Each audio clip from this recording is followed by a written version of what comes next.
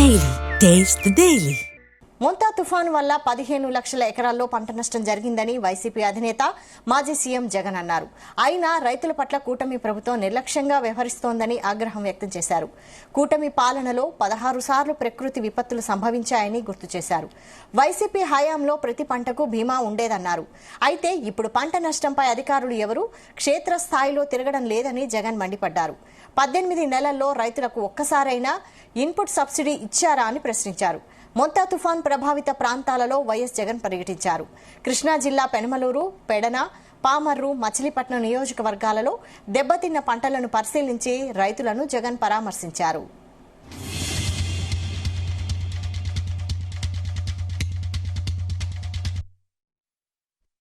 ఎంత నిర్దాక్షిణ్యంగా ఈ ప్రభుత్వం వ్యవహరిస్తా ఉంది, ఎంత నిర్దయగా ఈ ప్రభుత్వం వ్యవహరిస్తా ఉంది అని చెప్పడానికి ఉదాహరణలు శతకోటి కనిపిస్తా ఉన్నాయి.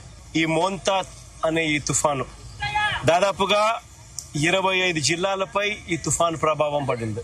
గోదావరి నుంచి గోదావరి పై నుంచి శ్రీకాకుళం దాకా దాని ఇంపాక్ట్, ఇటువైపున చూస్తే కర్నూలు దాకా కూడా ఈ మోంతా తుఫాన్ ఇంపాక్ట్ కనిపించింది. రాష్ట్ర వ్యాప్తంగా దాదాపుగా 15 లక్షల ఎకరాలలో పంట నష్టం జరిగింది. ఎప్పుడు ఊహించని విధంగా ఈ తుఫాను వల్ల పంటలు నష్టపోయిన పరిస్థితులు. ఎందుకు ఈ పరిస్థితి వచ్చింది అని అంటే కారణం వరి అన్నది అత్యధికంగా ఈ 15 లక్షల ఎకరాలలో దాదాపుగా 11 లక్షల ఎకరాల పంట నష్టం జరిగింది వరి పంటకి.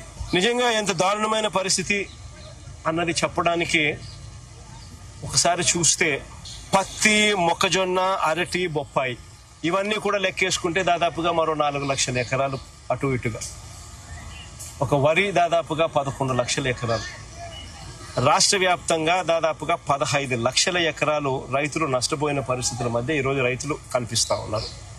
నిజంగా చంద్రబాబు నాయుడు గారి పాలనలో పరిస్థితి ఎలా ఉంది అని చెప్పి చూస్తే ఈ 18 నెలలు చంద్రబాబు నాయుడు గారు పరిపాలన చేసిన ఈ 18 నెలల్లో దాదాపుగా 16 సార్లు అది సైక్లోన్స్ కానివ్వచ్చు, డిప్రెషన్ కానివ్వచ్చు, కరువు కానివ్వచ్చు, లేదా అల్పపీడనాలు, లేదా అకాల వర్షాలు ఇలా ఏ సందర్భం అయితేనేమి దాదాపుగా 16 సార్లు రైతులు ఇబ్బంది పడిన పరిస్థితులు ఈ 18 నెలల కాలంలో చంద్రబాబు నాయుడు హయాంలో జరిగాయి.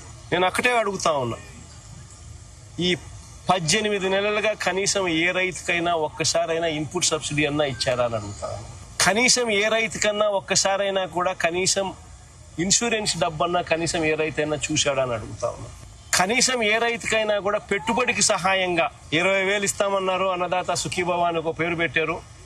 2 ఏళ్ళకి కలిపి 40,000 ఇచ్చింది ఎంత అని చూస్తే అరకొరగా 5,000. అంటే పూర్తిగా రైతును వెన్ను విడిచారు. 40,000 ఇవ్వాల్సిన చోట 5,000 ఇచ్చారు పెట్టుబడి సహాయం కింద. 2 ఏళ్ళకి కలిపి 20,000. ఇన్పుట్ సబ్సిడీ రూపాయి రాల. ఇన్ని కెలామిటీస్ జరిగిన, ఇన్ని ఇబ్బందులు